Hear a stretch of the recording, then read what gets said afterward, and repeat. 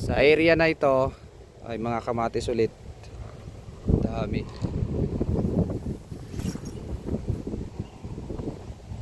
So ayan na. Pag tingin mo, may mga bunga na yung kamatis nila.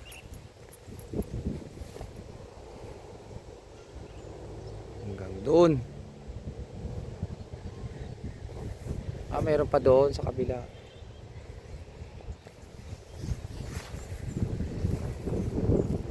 Pakasipag din na nagtatanim dito. So umalis na siguro dahil mainit na.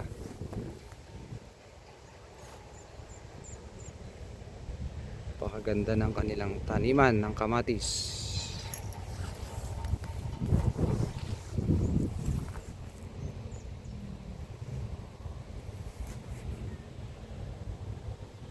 Bumubuka na. Ang dami ng bulaklak. Ito ang ganda ng kanilang mga sitaw.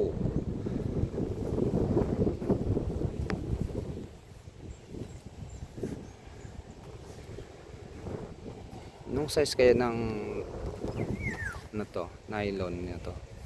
Matibay talaga din na tali. Hindi yan siya basta-basta napapatid o napuputol.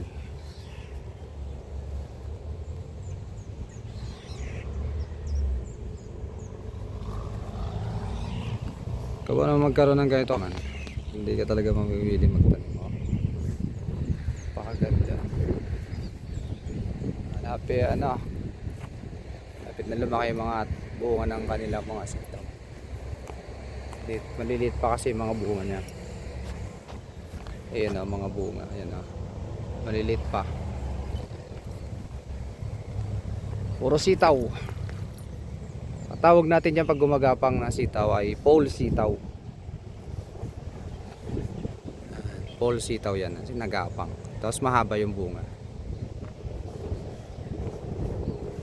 Meron kasi ding yung sitaw hindi na gumagapang, mababa lang ang bunga. At ang bunga mababa lang, hindi mahaba.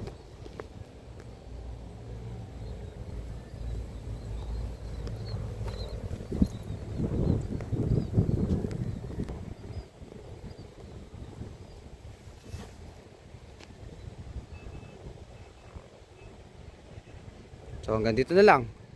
Ganda ng kanilang sitawan. Ay tabi ng kanilang mga sitaw ay ito, bukid, palay naman. So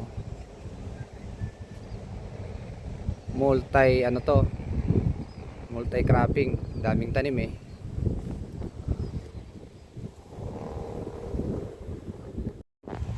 dito yung kamatis nila na meron ng nakalagay na paglalagyan ng tali para hindi matumba yung mga kamatis.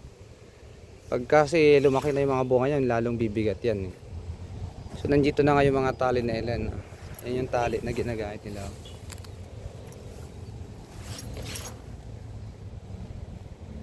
Para hindi bumigay yung bumagsak yung kamatis pag bumigat na yung mga bunga.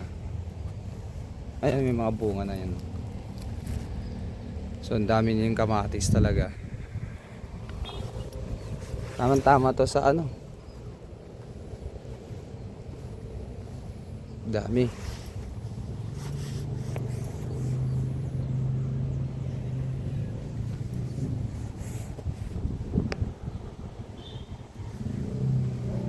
Puro kamatis.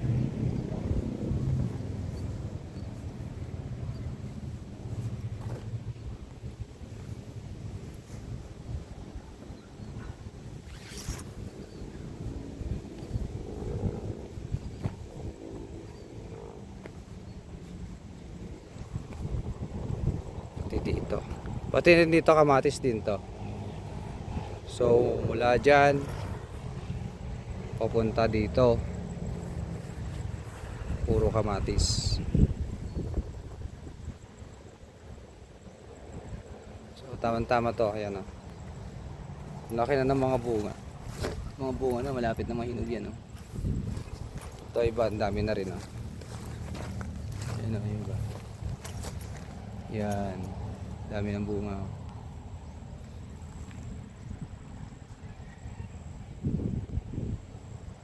So paano? Magtanim na rin tayo para meron tayong i-harvest.